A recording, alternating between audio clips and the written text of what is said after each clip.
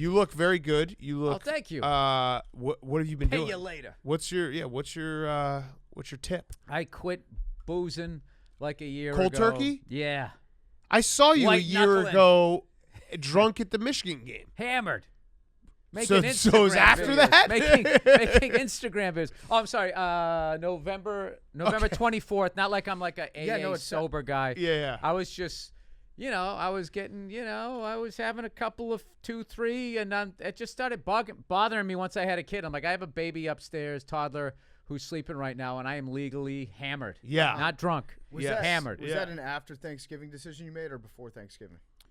November 24th. You know what's funny? The last day I drank, I was watching Michigan, Ohio State. So I was drinking this stuff, Kentucky Owl. Ooh, I recommend that. It was delicious.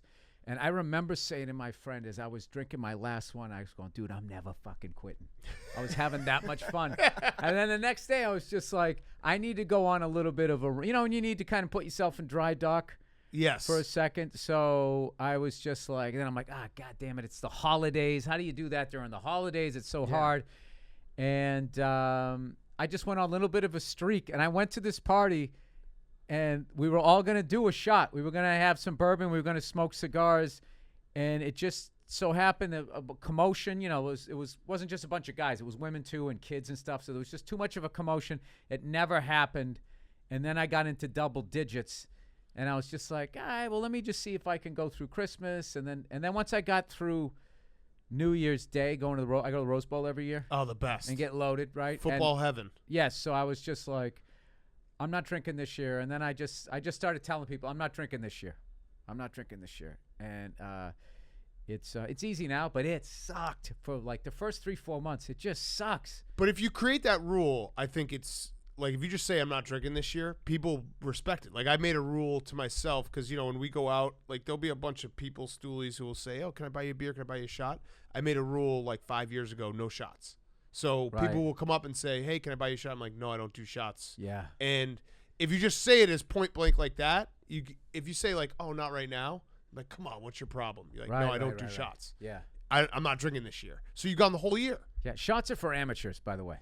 Shots are they get you in trouble. They're like pressing fast forward on your night. Yeah. They're getting you to your final destination a little bit quicker. But don't you feel like you don't quite know how far ahead you leap, though? Correct. That's kind of what I like about it, There's no, I should say it's for younger people. Right. Yeah. It's for the people. Sipping and just, nice, initial ascent to your cruising altitude. That's when you know. That's a day drinker, knows how to drink.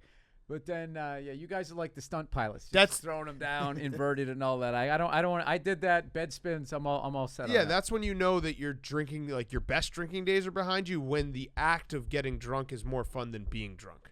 Like the flight up, the day drinking. There's a sophistication to it. Right. Yes. You're like, it's nice. It's nice catching the buzz. Once I'm buzzed, I'm like, I want to go. I am the thinking man's drunk. Yes. It's also a problem once you get past beer 4, I'd say. I just start thinking about the hangover that's going to come the next day. Oh, do you? And it totally ruins my drunk experience, which is why I do shots, because that way I don't have to think that much in advance about the hangover. I'm just already drunk, and I'm like, oh, shit, well, I'm fucked tomorrow. I actually understand that. But the impending doom of the hangover, once I turned 30 at least, that for me was like the tipping point where getting drunk is usually not even worth it. It's not fun enough to outweigh what I'm going to be feeling the next day. I got to say, it's amazing that you figured that out by 30.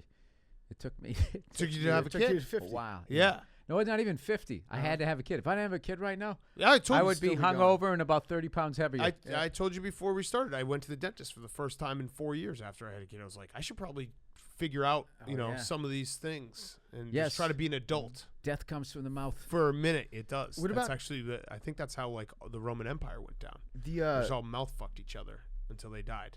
I think it was what they consumed. Oh, it was the pipe. It was the lead. It wasn't just the jizz. Yeah. It was the like Cinnabons. I think the Cinnabons took out Caesar. Feeding themselves went to lions, that was a problem too. French fries. It was over.